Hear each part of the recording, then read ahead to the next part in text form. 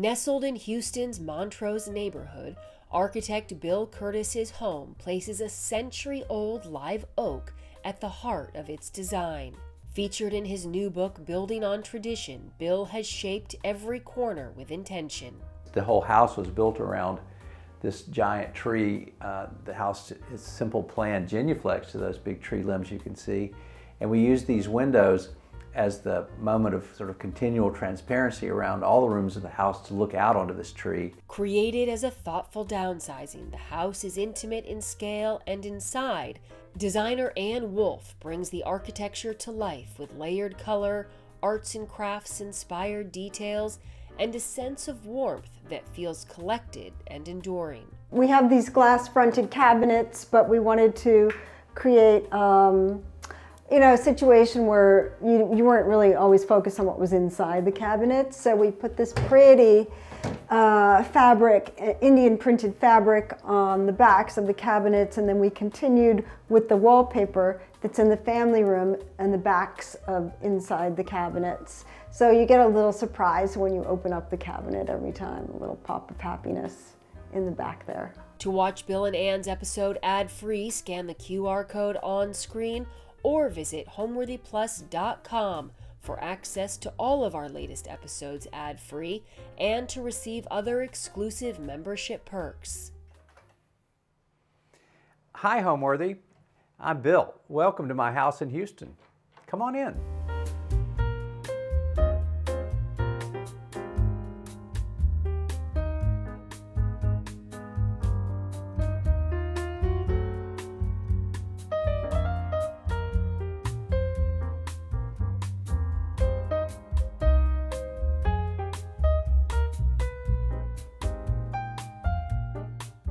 I'm Allison Kenworthy, the founder of Homeworthy, and on this channel we take you inside the world's most beautifully decorated homes and introduce you to the brilliant people who live there. Hi Homeworthy, I'm Liz Lang. Welcome to Grey Gardens. To watch Homeworthy ad-free, visit homeworthyplus.com or scan the QR code on screen.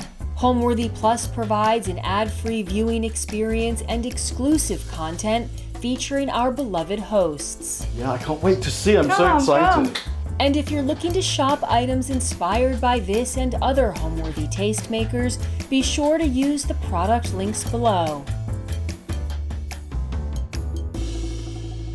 Hi, I'm Bill Curtis. I'm an architect in Houston, Texas. I have a traditional and classically inspired architectural firm by the name of Curtis & Wyndham Architects. This is my home, and I'm here with my good friend and decorator, Ann Wolfe. Hi, I'm Ann Wolfe. My company is Wolfe Holden Design Studio, and I had the great privilege of working with Bill on his house that we're about to show you here in Houston, Texas.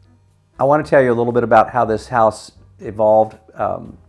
It is on a very small lot next door to the Mural collection in Houston, which is a very special neighborhood. Upon this tiny lot is a giant oak tree. And my wife is a landscape architect and had found this lot and this tree and came to me one day and said, you know, we haven't been upstairs in our house since our kids were gone for 6 months. I think it's time to think about doing something different. And oh, by the way, I found a lot. And oh, by the way, it has a great oak tree, which I've already fallen in love with. And that's pretty much what kickstarted the project. When we first saw the property and we saw the drawings for the house, we realized how much of the outside it's really, you feel like you're in a tree house upstairs, you feel like you're in a garden downstairs. So it's really about bringing the outside in. When we start a project, we always try to tailor it to who our clients are. We get to know our clients and we think about what they own already. In this case, there was a lot of furniture that came from the old house. Since it's a downsize, we had a lot of wonderful pieces of upholstery to reupholster. We had a lot of family heirlooms, portraits, furniture to incorporate. And so we thought about the way that they lived in their old house and worked really hard to create a transition. We had to edit a lot. Editing is hard, you know, clearing out the detritus of big family life and thinking about the next phase of life requires some discipline. So we were inspired by the architecture, we were inspired by the site, and we were also inspired by the beautiful things that Bill and Jane already owned in their collection. You're going to see when we walk through this house how much we love color and how much Bill encouraged us to use color. And you'll see how we'd like to connect all the rooms with a little bit of one color from one to the next to the next. So you could pretty much take a pillow or an object from any room and put it in a different room and it would work.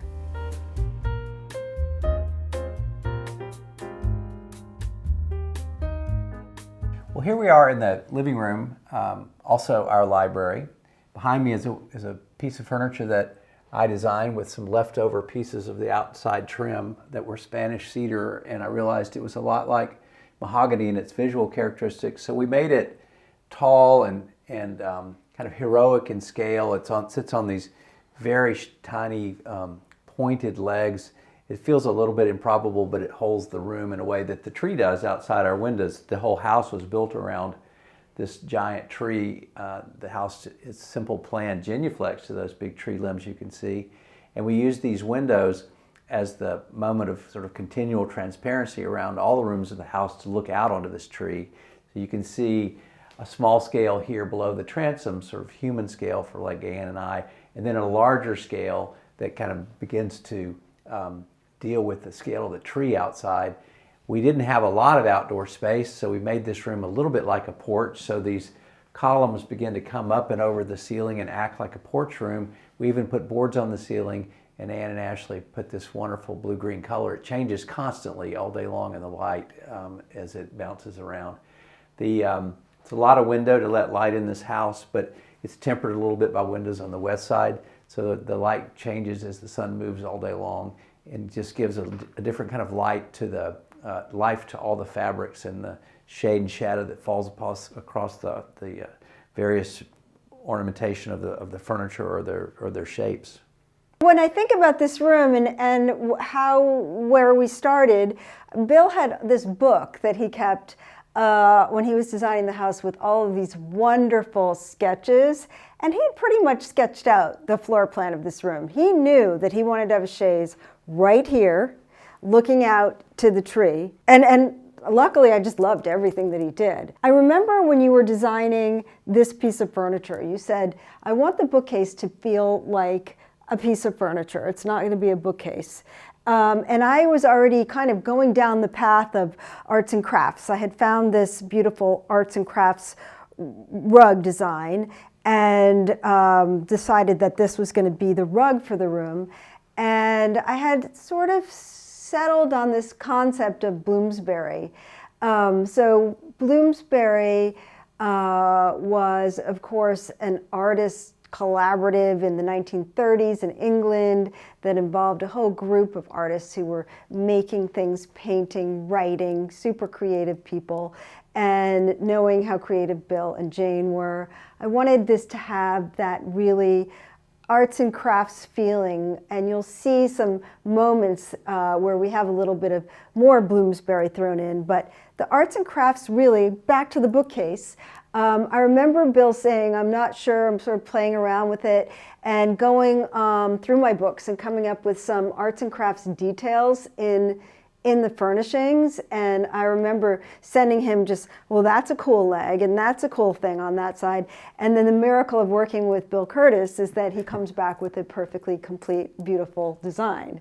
But that was a sign of like something that we were able to see eye to eye on and complement each other's talents with. So the bookcase, of course, is really important to the space. A lot of this upholstery was in their old house. Their antiques were in their old house. It took a little convincing to get you to put that table in the corner. You didn't think there was going to be enough space for it. But I'm so glad we did. We actually will come in here and have dinner some nights, and certainly use it as a cocktail party table when we're in here for hors d'oeuvres and things. The table is actually really beautiful. It's worth a close look at the table. It came from Colfax and Fowler, London, so all of you design junkies know Colfax and Fowler, London has the most beautiful antiques.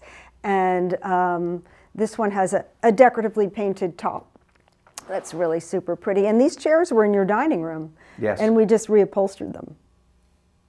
I also like the lamp that sort of picks up on the tree trunk imagery out there, this cast bronze Yeah. stick. Yeah, it's like it is. It's like a little tree trunk. And this room, I mean, really wouldn't be the same without this beautiful jasper fabric on the walls. We always like to combine vintage textiles and pillows and some special items. I feel like this print is so beautiful. You don't really, certain things that you see around a lot, because designers all love the same things, but I haven't seen this around that much. So I think of it as a really special print. In the corner here, we have a beautiful American weather vane. It's a running horse, and we found it in New Hampshire.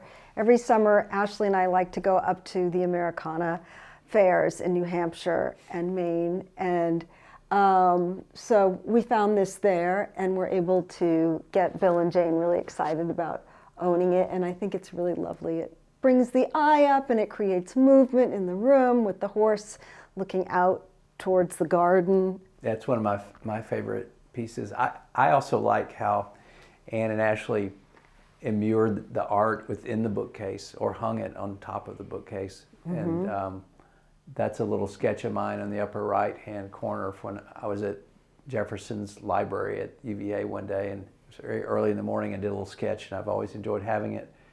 A nude by Rex Carey, a Dallas artist.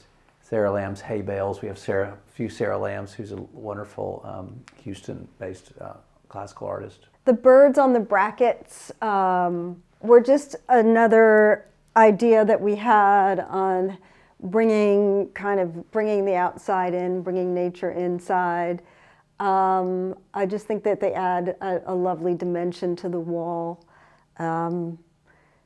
And the mirror, of course, reflects, that wasn't, I would like to say that was intentional, but it was a mirror that you owned.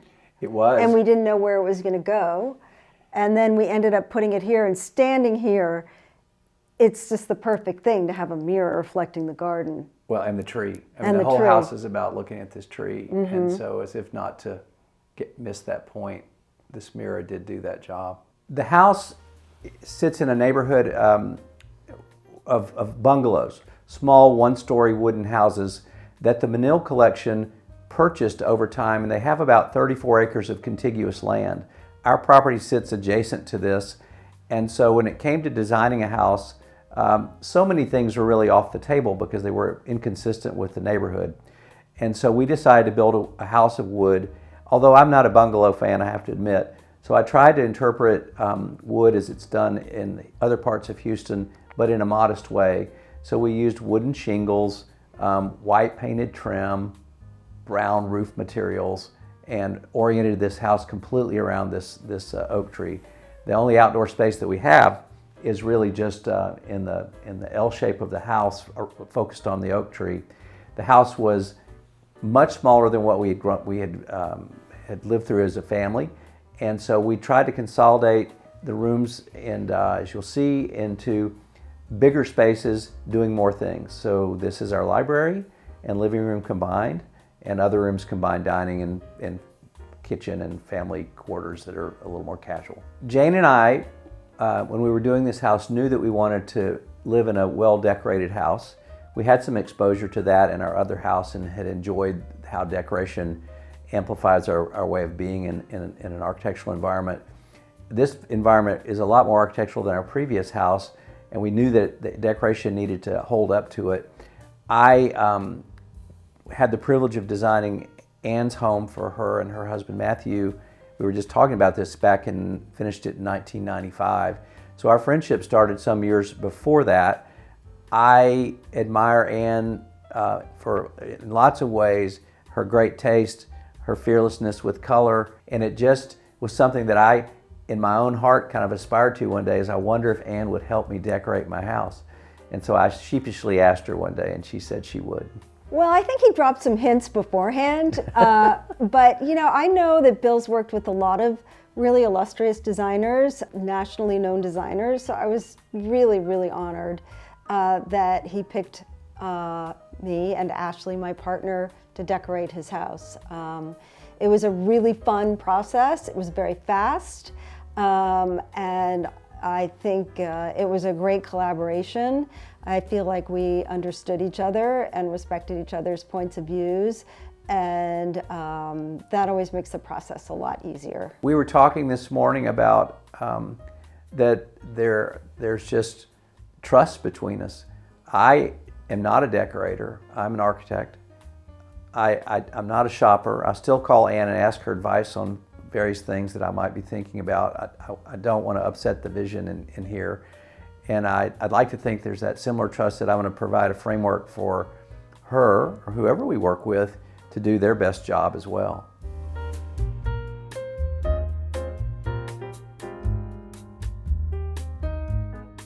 Well, now we're in the entry hall. The entry hall is a small room, about 7 by 13, 14 feet or so. It has these transoms that sort of tell you what are the most important rooms off of it. There's a rather large 4-foot wide door here full of glass that's set within a Doric little re-entrant portico that lets you have a little respite before you come in across the threshold of the house. The details in the house are very simple. They're not molded in classical, as I've already mentioned, but they're taking their cues from more builderly things, more craft-oriented things. So this is a simple board paneling with beads that are immured within the boards. It's a fairly typical thing that you would see in Houston. You can use it to ornament. Anne's painted this wonderful green color to set off our Audubon turkey, and then we used it also to hide the detail of the door that is pushing into the basement area.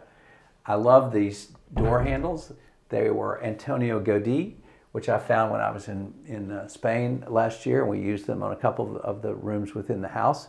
The stair rail evolves from behind this paneling, which turns and goes up, and it comes down to this newel. It was based on one that's similar to the Bio Club here. That's an old John Staub building in Houston, Texas. Ann and I are fans of that for sure. We furnished the entryway with a beautiful console that Bill and Jane had in their previous house, and actually some lights that they had too. We just switched the lampshade fabric. This rug is a rug that we found. It's Turkish. It's a Zeki Murin rug. I don't know if I'm pronouncing that correctly. And the lantern is from Collier Web. And this lovely little plant stand was a Paris flea market find, and the mirror was yours, I believe. It was one of your pieces that you owned in your previous home. It was fun. Ann and Ashley would send me pictures from the flea market and start, what do you think about this? And so we were often buying some things live, at least from our perspective. Right, we would be there waiting for you guys to wake up in the morning. Right. The Audubon turkey is a little bit special. It's not one of the original English prints of the Audubon paintings. Rather, it is a contemporary print which is allowed apparently by I think it's the Natural History Museum, which owns the prints. But they're allowed to be reprinted. But with today's G-Clay technology, they can reprint with exact color representation. If you imagine a print from England and whatever the date would have been, it's probably a little bit faded by now. So these are literally the actual colors that Audubon painted. And you can actually see from the sort of this kind of blue headpiece down here on his feathers, you can see where Audubon spills some paint. It's still there. It doesn't always show up in the prints. Oh, that's cool. It is cool. I've never noticed that before. Yeah. We felt lucky to find that. But the whole portfolio of Audubon is done at that scale, at that quality of print. We developed this stair hall to be curving on the bottom and on the top. So it's basically symmetrical. It moves around this paneled wall. And we had the notion of hanging these watercolors gallery style. Actually, you guys had that notion of putting them there. I didn't know that I liked watercolors until Ann and Ashley came along and started looking at counting how many that we had, and there's plenty of them. But these were all finds from the Round Top Antique Show, which happens in the fall and in the spring here in Texas. And there was a wonderful dealer there that had just a collection of paintings that were done by people, I guess, who probably didn't work, but they often traveled and would paint. And so there's just this variety of them. I think I have 20 or 30 of them, until a friend of mine said, I think you have plenty. at what point I started painting. So there you go. Right. When I designed the house, I knew that I had to have a language, because that's how I work, is use a language to solve problems. And whether that problem is how you detail a window or how you detail a cabinet, it's not a kit of parts so much as it is a way of thinking about proportionally in scale and in a certain amount of level of detail, how all this goes together to make all the different parts and pieces harmonious. So this house is based generally on an interpretation of English arts and crafts architecture. I'd say it's sort of an American interpretation of it. It's not dark brown English oak. It's painted white and light. But given that it's a small house and the rooms, there aren't many rooms in it, and we tried to make the rooms as large as we could, I tried to make the experience of being in the house much like the way Ann and Ashley connect with their colors and their furniture and artifacts, textures and the like. I used these transom details to offer a connectivity visually across the ceiling plane, so when you're in one room, you're looking into the other room. It's not foreshortened by a lower door height. And so when I wanted to do that, I would put a door in, but when I wanted to offer connectivity and visual elongation within the house as you see it, I use these transoms. And those transoms work to the outside as well, where the house is very transparent towards this giant oak tree. But the transoms give the house a higher scale that is more like the oak tree, big, grand, and then below the transoms is more human scale. So there's a lot going on there, but it's all done with kind of S4S painted lumber, which means just sawn four sides. It's not molded and articulate in a classical way, but the language is hierarchical like a classical language. Honestly, the biggest challenge, and Bill doesn't even remember this, but it was how fast we moved. The house was built very, very quickly, and so it was just a race to keep up. And it was under a year, wasn't it? It was about 14 or 15 months, which is really fast. Post-COVID's pretty fast, really particularly fast. on a tiny piece of property. Yeah. Yes.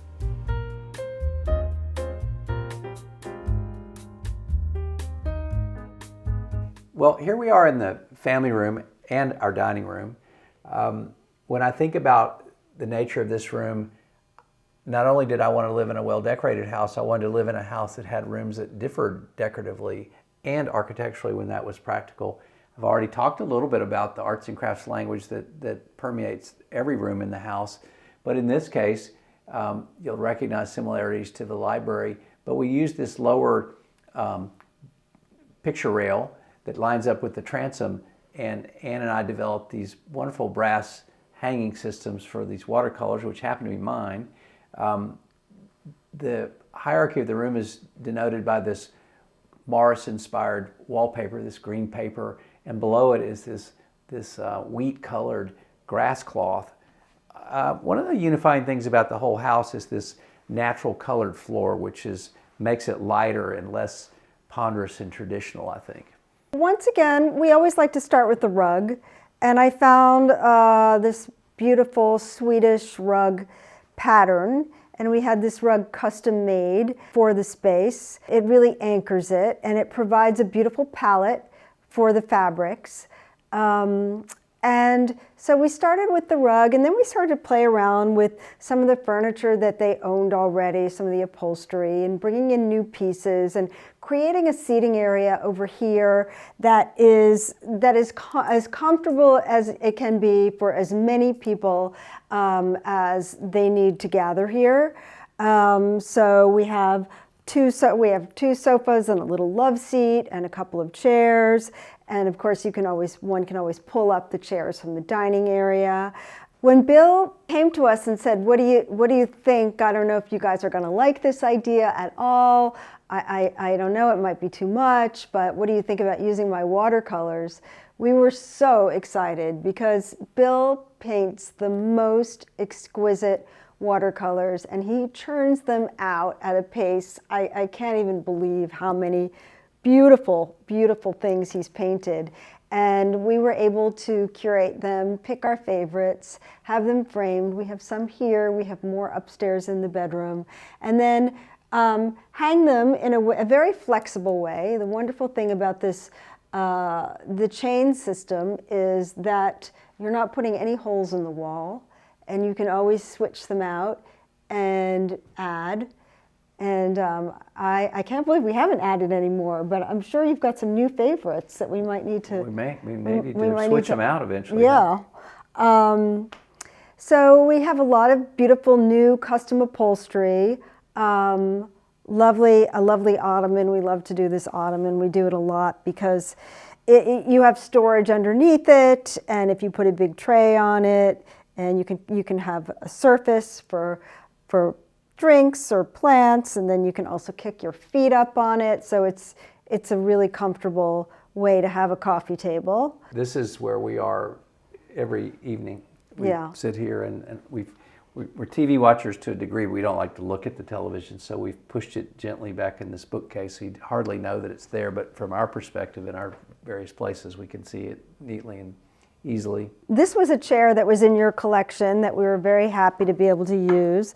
This is a box that we found in our travels in the Portobello Market in London and created a lovely stand for it. It's exactly the right height and exactly the right size for the space. We were very careful because we knew that it wasn't a very big space, but we wanted it to be comfortable, and we wanted to have all of the end tables and things that you need to sit comfortably in a space. So we found this little table to divide the space. The idea was that it would be a surface if you needed more serving space, and it also creates a barrier between the two spaces and is an area where you can have lamps. Always want to figure out where to have lamps. Because Bill doesn't believe in can light, and so everything has to come from lamp light, or we have, in this particular room, we have the 3 sconces on the walls and 4 lamps just on this one side of the room, and it seems to be enough at night to illuminate. Yes, it's very comfortable.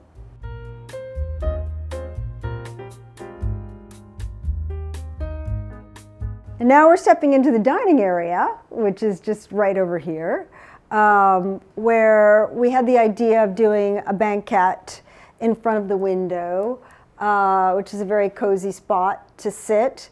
And this is an extension table, so it pulls out with it leaves, right? Yeah, it has leaves. It was designed by a gentleman named, I believe it's Charles Shackleton, whose ancestor was the famous voyager that got caught in Antarctica, but he practices up in Woodstock, Vermont, and Jane met him and decided that she just had to have a piece by him, and so he did this beautiful walnut table for us. I have a wife who's not afraid to entertain, and so we have people over all the time, and if we have 6 people, it works perfectly. We can extend it to 8 and kind of push people together tightly on the banquette, but it works in a beautiful way and almost in a formal way with all the real furniture around you and the art and the books. It's just a great place to have a dinner. This whole project was largely one of editing, as Ann mentioned, but we had to learn how to combine our spaces and had to learn how to not have a dining table for 12 or 14 or 16 and make it work. So you just have 2 dinner parties instead of 1. Right. You know, maybe that was, these English butlers belonged to Jane and I, and we had them dispersed in our other house, but they're not remotely the same, but we paired them in a symmetrical way, and your mind kind of accepts them as basically being about the same. But the character of how they are built is not unlike the character of how the library bookcase was designed. This ship Jane and I found at Round Top, 20 years ago. We weren't looking for a ship, but you know, when you go walking through a situation and you just see something that's so interesting and inspiring, well, you might as well think about getting it. But it's made out of 19th century English tea boxes. If you could turn it around, you'll see the tea companies. They would take the stamp on the wood. They would take the wood and then carved from its parts and pieces all the masts and the backdrops, and then painted it. And at some point, it got put in this glass box. We love it. The chairs were from Howe, part of their line, and we were able to pick 4 or 5 different colors of leather, and there's smooth leather on the front and suede on the back, and they have these little squab cushions, so-called, in the seats to make them just more comfortable. I liked the personality of the fact that they're crafted, they're made, they're simple, and offer a good contrast. And to when you see them from the outside, you see the personality of the chairs engaging each other. I don't know if I ever told you the story about. So Christopher Howe is an antiques dealer and also does a lot of very beautiful reproduction furniture in England. And I was talking to him one day, and I told him that I had bought these chairs. And he said, oh yes, I actually had been looking for a Windsor chair with an upholstered back, an English Windsor with an upholstered back for a long time, because I wanted to put one on my line. And I found it when I was traveling in the United States. So he bought the chair and brought it back to England and then reproduced it. So I love to think about those stories, about really how much we are influenced by English things, how often things go back and forth across the ocean. So it was a real English chair? So it was a real English chair, but he had to come and get it in the United States and then brought it back home and reproduced it and put it on his line. I did not know that story. Yeah. It's even better. Yeah. These are really beautiful little pillows. These are made by Palestinian women, and it's called kiswa, and they're embroidered, and they have a catalog. But I think that their patterns are so beautiful. It's hard to pick the best one, and they're all handmade.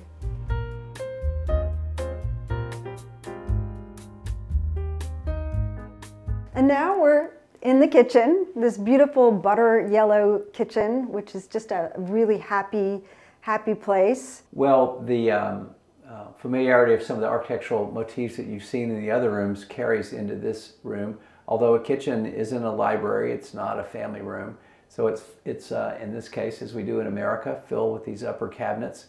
I tried to make them not go to the ceiling so that they felt spatial and lighter. The yellow color was also to not give the kitchen too much of a ponderous nature. It's a galley type of kitchen. So from the camera's point of view, there's a little buffet area, and there's 2 sides to the kitchen, range side and kind of a working side. And then we've got refrigeration and some pantry, and then sort of finer things, crystal and silver, all stay down at the other end. We used this neutral silestone, which is a artificial material for the countertops and the backsplashes. And there's a little bit of a thing going on here in this kitchen where the windows are high. They might be a little higher than people are accustomed to, but the house is on such a small piece of property. We have neighbors just literally 10 feet away from us. So we raise things up to give ourselves a little bit of protection, and use window boxes on the outside to have some green foliage as an intermediary to our view corridor that we had. These lamps were, those were from... I think those were from Collier Webb as well. Collier Webb as well, yeah. We painted in this green color that complements the wallpaper that you saw in the other room.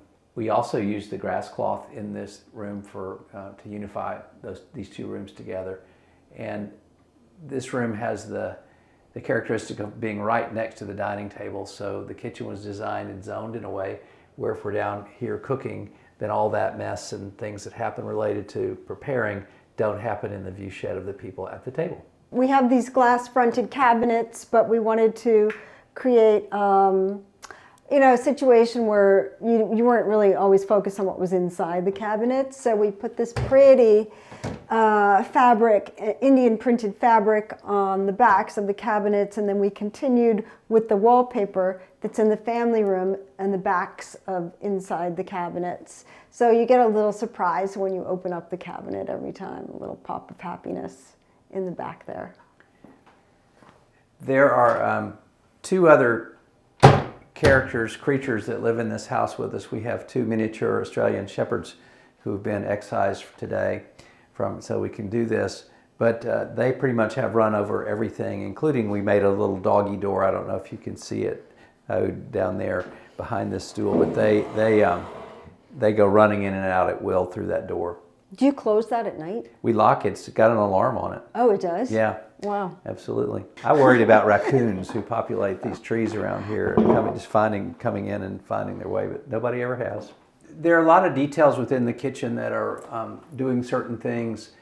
If you were able to stand as I'm seeing the kitchen, these upper cabinets are symmetrical and they pair around a window. But in order to do that, which I thought was more important, these project out and become objects within the space. We ended up with this extra zone of space along here, which we like to store cookbooks and some sort of mixing bowls and things there. And so it also hides a little television that's pushed up in behind all the plants. There's also, our range is here, and kitchens are very idiosyncratic. You have to hide all kinds of appliances. Some of them don't want to be hidden. Used to, you had to see a refrigerator. Nowadays we can put panels on it. But I like kitchens that are really well organized and seamless, and in this case we opted for a range that drops in the countertop. It's just cleaner and neater, and then we pushed an oven, a wall-mounted oven, down low. We don't mind bending over and doing that. But what happens is then you get continuity of the surface of the cabinets, and it just makes the kitchen feel more furniture-like. I never thought about that. That's a really good point. And then you can use the resulting niche spaces for collections of things, or where we store vegetables, teapots. That's a piece of art that was given to us when Jay and I were first married. What's my favorite room? Yeah, it's a hard question. I don't know that I honestly can answer that. There are pieces of it that I'm particularly fond of. There's a detail that I worked on for almost a year, which is when you come in the entry hall, there's a paneled wall that has a stair that kind of evolves around the edge of it. But when you go up the stair, the paneled wall becomes the edge of a stair. When you get to the top of the stair, it becomes a cabinet. And that's sort of an English arts and crafts kind of thing where they would make, they would exploit every opportunity to be useful. And so that's fun. I think it's the homogeneity of the architecture and the decoration, and the fact that I can almost see all the rooms all the time when I'm inside any floor. So if I'm in the family room, I could see into the entry hall from the right position in the family room. I could see into this library we're sitting in now. I think it's just the flow of it and the modesty of the scale of it. We did an upstairs sitting room in which we were allowed to put a very special fabric on the walls and another fabric on the ceilings, and I think every designer wants to do a tinted room at one point or another. So I'd say that was pretty exhilarating, getting to do a beautiful little tinted room. But the primary bedroom's also really cool too. You'll see, it's a beautiful space, and it feels very, very cozy and inviting.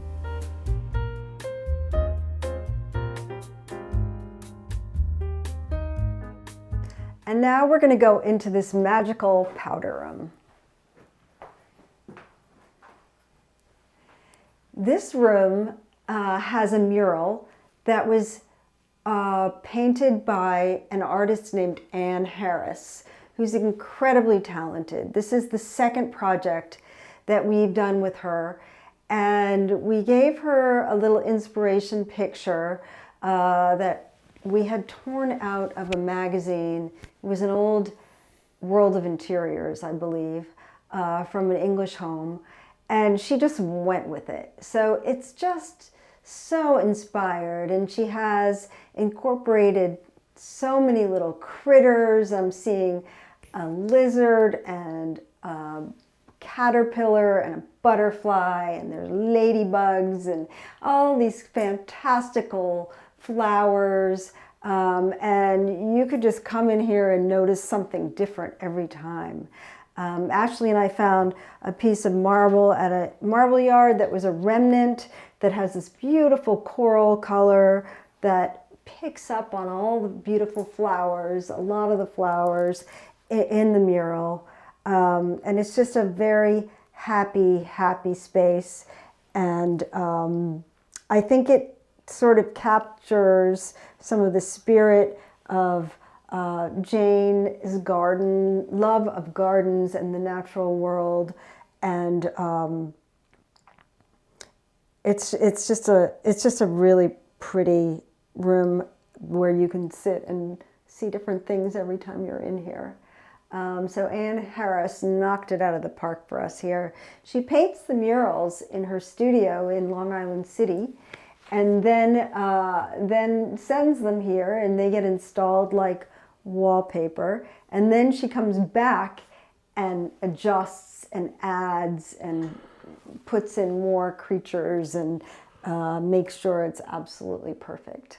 It's an old mirror that we found at an antique shop that just happened to be just the right size. It's got a beautiful gilt frame. We have a little rug, an antique braided rug that we found in Maine when we were shopping at our Americana fairs. That is just the right size for the space, tiny, but it adds another pop of color and craft, which we love.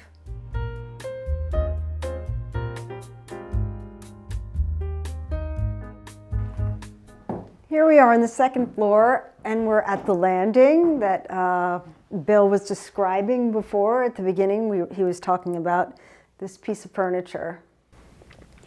Well, this piece of furniture was something that took me a long time to conceive of. It's pretty simple. It's just used for wrapping and keeping gift wrapping paper and the thing. A little bit of library, but it actually is the handrail of the stair.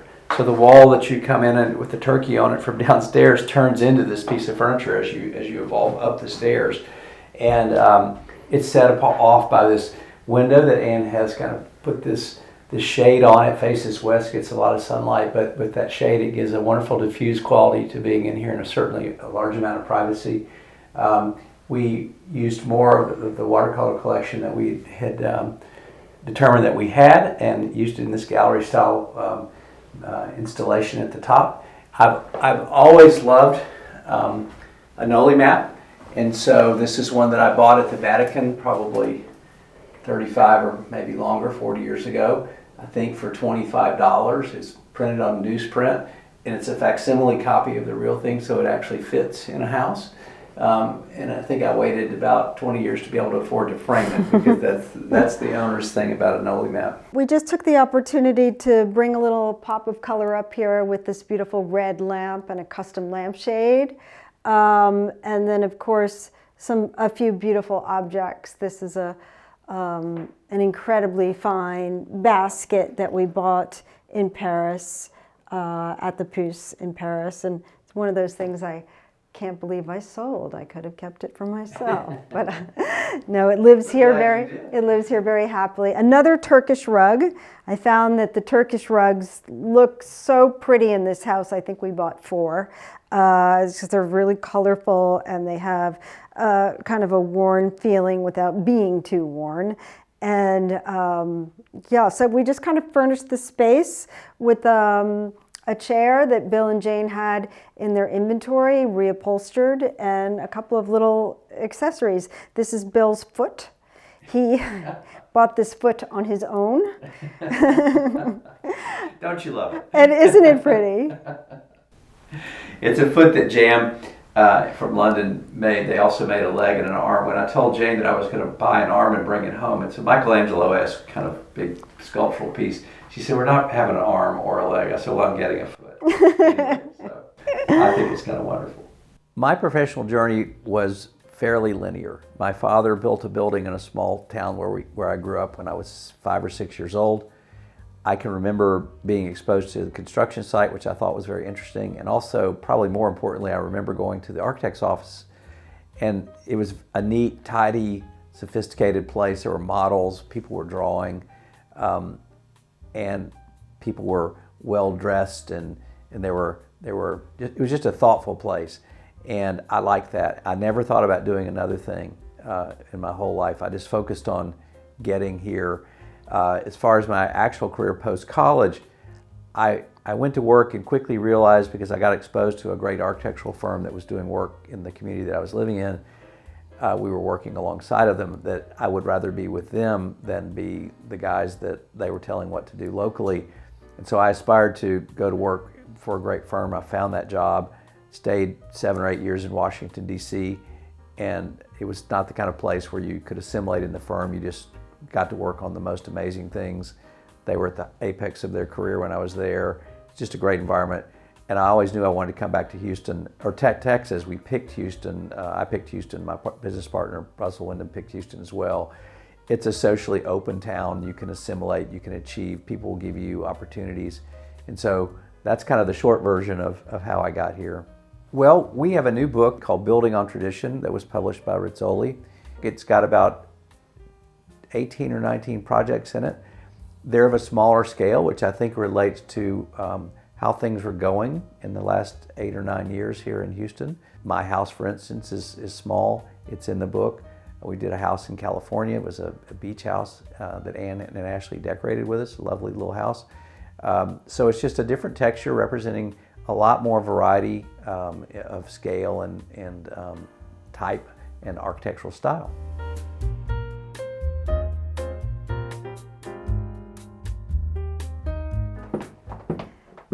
Now we're in the upstairs sitting room. This is the cozy little room that I spoke of earlier with the tinted ceiling. We started this room always with the rug. It's a hook rug based on the wonderful American tradition of hook rugs. I don't think they're made in America anymore, but we recolored it. We made it our own. And the walls have a fabric that is made by an English company, and it's called Windrush. And it's a William Morris. The story about this fabric is that William Morris had a daughter who did this embroidery, and it is an interpretation of that embroidery that was done by William Morris's daughter. And it's called Windrush, which is the name of a river that flows through the Cotswolds. This room is an adult upstairs sitting room, but from a decorative standpoint, we learned that Jane had a pretty extensive collection of children's books that were going to go in this bookcase. So I guess we had that in the back of our mind when we were thinking about it. And always wanted to do a tinted room. It's such a pretty, happy space and feels very cozy at night, where Bill and Jane can sit and watch TV or read. It also has a sofa that pulls out. So this room is filled with photographs and personal objects of Bill and Jane's, and it is just a lovely, happy space.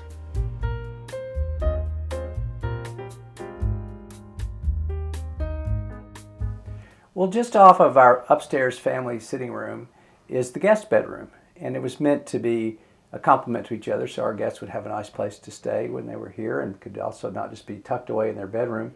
The bedroom's small as a result, because it has that ancillary space. It's well lit. One of the most interesting pieces of it is this big bay window that looks out and projects out literally into the tree limbs. So the theme of the tree downstairs entering the house kind of projects into this bedroom, and Ann and Ashley built this wonderful bench covered with pillows, so people actually get on there and recline and read books and look out at the tree. The ceiling has a beautiful stenciled detail, interlocking circles that amplify the slope plane and give the room a more concentric and whole feeling. From a decorative standpoint, we have maybe we were inspired by the fabric, I think, that we put on the shades, and this bed was in the Curtis family inventory, and we decided to paint it to give it a new, fresh look. The lamps that are flanking the bed are a find from Ashley's travels in Nantucket. The lampshades are custom. We love to play around with custom lampshades. We also bought this little low chest for underneath the window. The lamps are bone with beautiful custom lampshades as well. And the fern prints were another Paris flea market find. So it all just came together. I think the room has a very calm, peaceful vibe, partially because of the color palette and the lovely views of nature through the windows. I have always loved design. I've always loved interiors, but I really didn't know growing up that one could be an interior designer. It never occurred to me that you could have so much fun and do this kind of for a living. When I was in college, I studied languages. I studied Spanish and French, and then ultimately picked up Chinese. Seems pretty random now, but at the time, my father was an international tax lawyer, and he had just gone to China and advised the Chinese government on some tax deal, and came home and said, "Anne, you really should study Chinese in college." And I said, "Okay."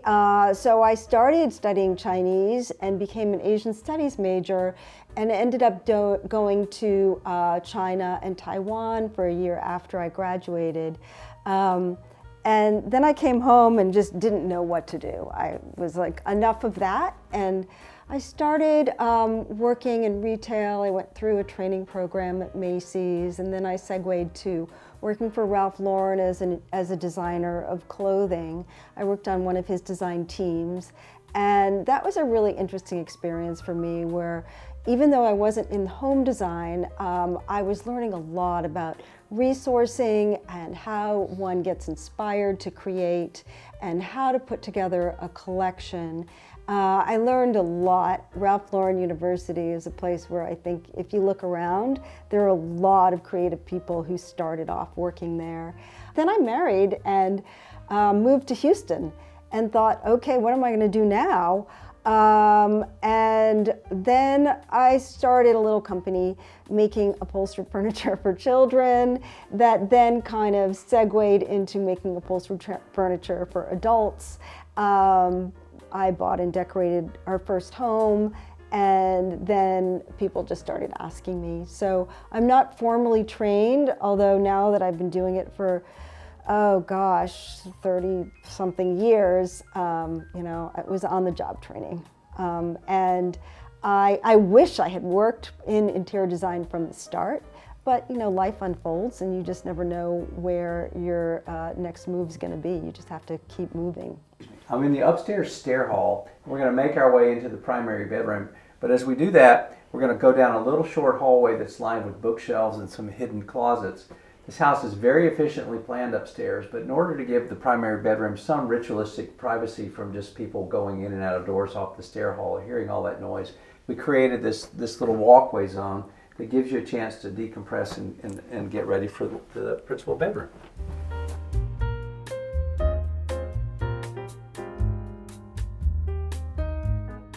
This is the principal bedroom. It's about the same size as our family room downstairs with our dining room. And it is like all the bedrooms and all the rooms on the second floor, has this sloped ceiling. It has this wonderful pinkish color that was applied to it, which I suppose came out of the wallpaper if I were amateurly thinking about it here. That is correct. It has 3 windows on one side with beautiful pink curtains and shears. Again, all of our view is out to this big tree. Now we're looking into the canopy of it. Windows flanking our bed and our principal bathroom that way. One of the things at Curtis & Wyndham that we typically would do, probably in your house too, Anne, is that we're always trying to walk you towards light. That's a feeling of optimism, and that you're never going into a dark spot. Rather, you're going somewhere where you kind of have the opportunity to feel illuminated and happy about it. And with this much light in a room like this, the colors that Anne and Ashley chose to use in here really are apparent. So from a decorative standpoint, we had a lot of fun with this room.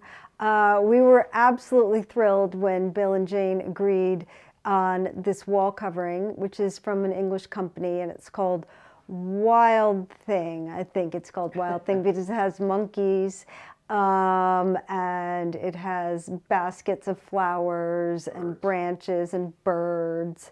So it actually, even though it is a wild thing, it's a very serene backdrop to the rest of the room. And we selected a bed, a bamboo bed, and matching nightstands from Jasper, which we absolutely love. And then we were able to repurpose some upholstery that was in their old house for the end of the bed. And then on this wall, which shows more of Bill's incredible talent as a watercolorist. Underneath, the paintings are grounded by a custom-sized étagère in blue leather. So it provides an opportunity to display objects and collections and more books, and to house some lamps. So it's just a really lovely anchor to the room. I always think an étagère is a really wonderful thing to have in a bedroom because you can display so many different objects and collections on it.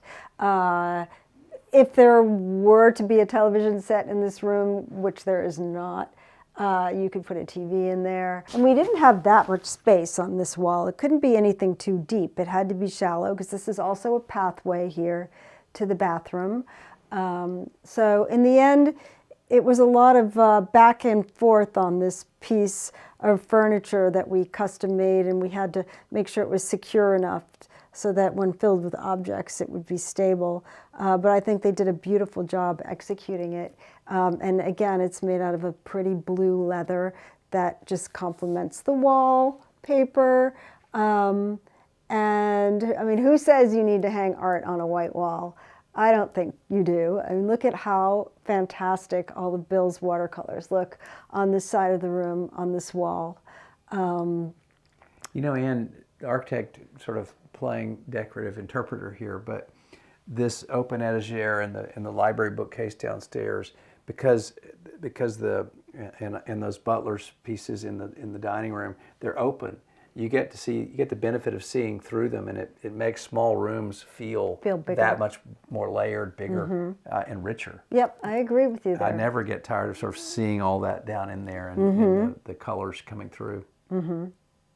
On this wall, we have a mule chest, and it just is more storage for stuff and out-of-season clothes. A mule chest is a chest that opens from the top here. So there's like from here to here, I guess there's just storage inside, and then some of these bottom drawers are functional. This light fixture we bought in London from one of our favorite dealers at Portobello Road. And it's bronze, and it really glows and catches the light and looks so pretty in the space. We used mirror again, like we did in the library downstairs, to kind of give a sense of spatiality to the room that was, obviously it had some, but it helps to reflect all the light in the room. Light in the room, yes. Mm-hmm.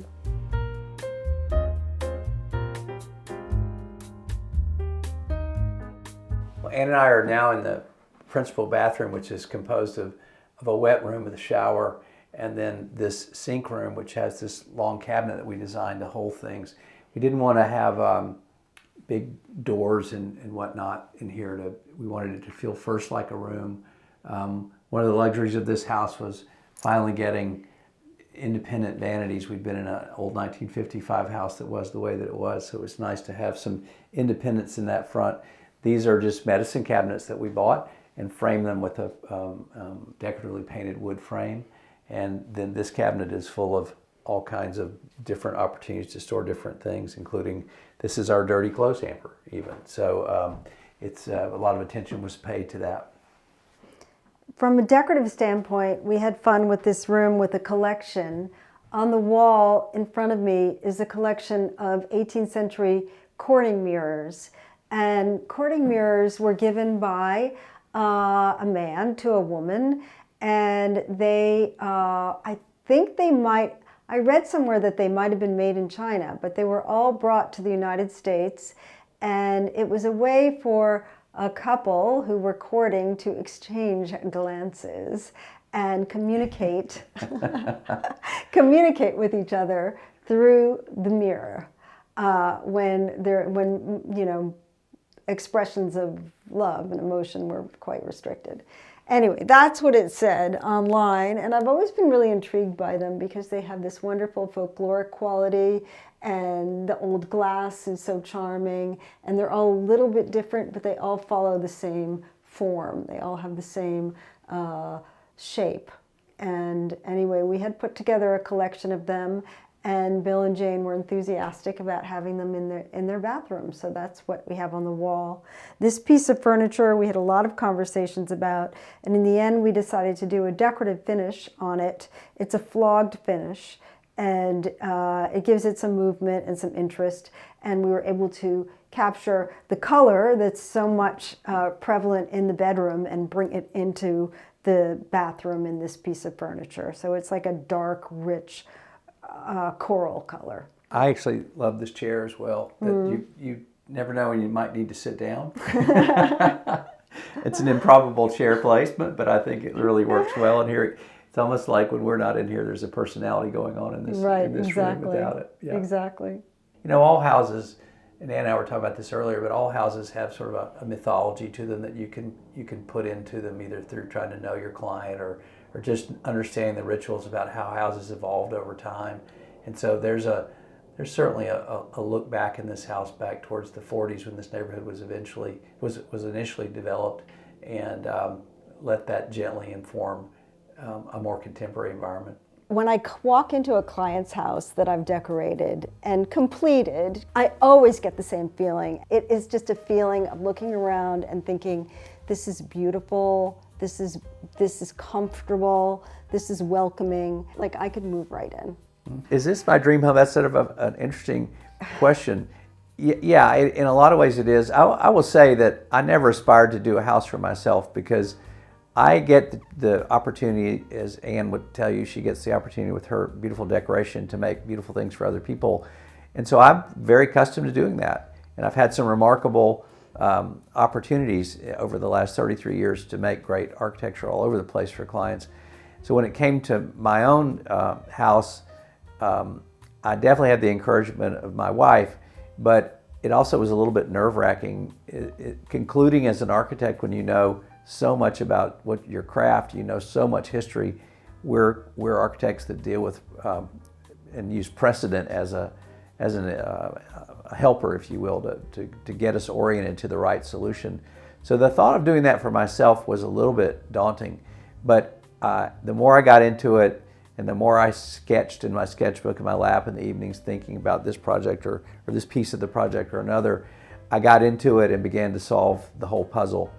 And the end of that story is not over yet, in the sense that my wife came to me recently again and said, we didn't kill each other the first time we did a house. Maybe we should try it again. So we're actually working on another little mountain house up in North Carolina.